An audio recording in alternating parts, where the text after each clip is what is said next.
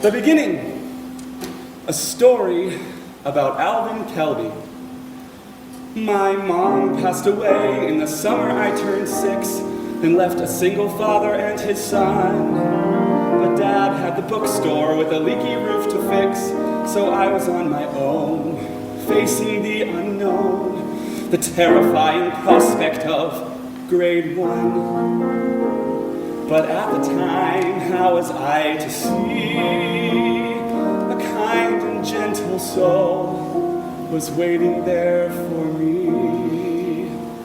Mrs. Remington, our first grade teacher, made elementary school a better place, but her single most disturbing feature was the coarse black hair on her face. Maybe she was menopausal, lack of estrogen will cause a lot of odd conditions, some acute. The irony would never face her namesake of a famous razor and to be so facially hirsute. But Mrs. Remington smiled, and she would brighten my day. Back then, a teacher hugged you to make you feel okay, though my face sort of stung from Mrs. Remington's beard. When she held me, my problems disappeared. Mrs. Lynch was an ignoramus. Mr. Pollock was just plain mean. Mrs. Remington was nearly famous for her parties at Halloween.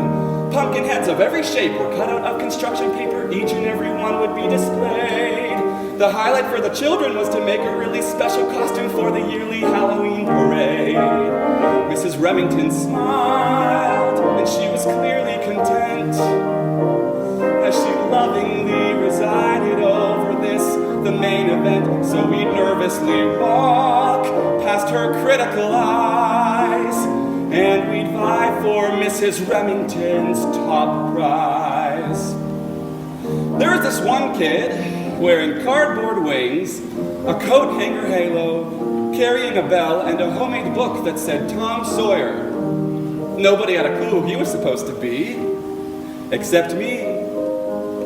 Oh, Mrs. Remington!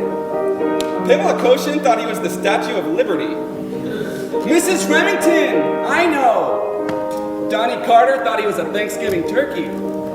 Mrs. Remington! I know! He is Clarence, the angel from It's a Wonderful Life. He was my mother's favorite. The class laughed. I cried, and Mrs. Remington announced that I was next. But Mrs. Remington smiled in that way that she had, a smile that made you realize things were not so bad, and I knew from her face that this feeling would pass. So I went to take my turn before the class. Those poor kids were still trying to figure out who the heck Clarence was when I shuffled onto the platform in fuzzy slippers, a bathrobe, and pink sponge curlers in my hair. Alvin Kelby, Mrs. Remington said, "And what are you supposed to be?" "I'm a ghost. The ghost of my mother."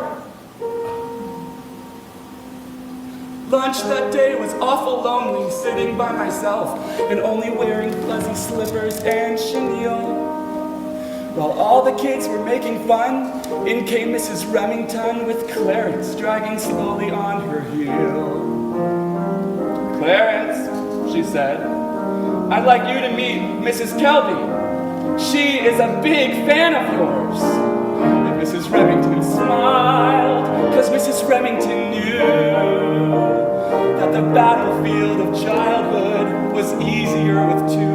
Mrs. Remington watched as the angels do, and on Halloween that year, she saw 2 masks disappear when my mother met her angel, and I